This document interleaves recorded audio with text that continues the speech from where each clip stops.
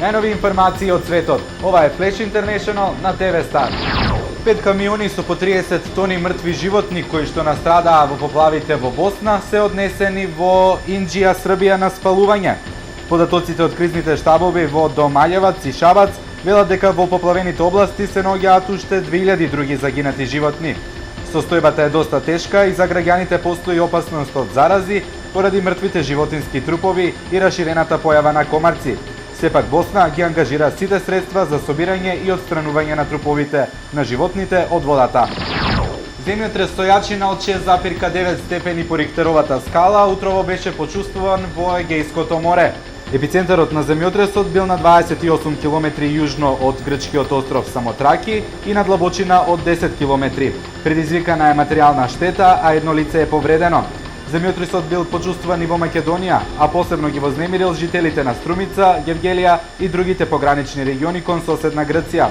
Освен тука, потресот бил почувствуван и во Турција. Најмалку 27 лица загинаа во судири помеѓу војската и екстремистите во Јемен, соопштија јеменските власти. Екстремистите пристигнале со 15 пикап возила и се обиделе да ја преземат контролата врз градот.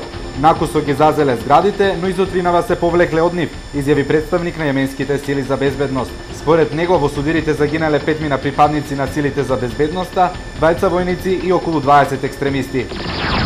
Стотици жители беа евакуирани по избувнување на пожар во предградие на Атланта во сојузната држава Џорџија. За среќа нема повредени и загинати. Магазинот е во сопственост на хемиска компанија, а причината за несреќата се уште се истражува. 25 пожарникарски возила и голем број на пожарникари работат на гасење на пожарот и спречување на негово ширење. Папата Франциско денес престојува во Јордан, каде што го започнува својот 3-дневен аџилак во Светата земја. Ова би требало да даде нова надеж на се помалата христијанска заедница во овој регион. Франциско ќе ги повика и другите верски заедници да соработуваат за постигнување на заеднички мир. За време на ова патување ќе го посети и Аман, а потоа и Витлеем и Јерусалим во Израел. Посетата на поглаварот на Римокатоличката црква ќе биде проследена со мощни зајакнати мерки на безбедност, особено поради тоа што папата често отстапува од протоколот и нема да го користи папамобилот, ниту блиндиран автомобил со цел да биде поблизу до народот. Гледавте вести од светот, следуваат вестите од истокот на Македонија. Гледајте не!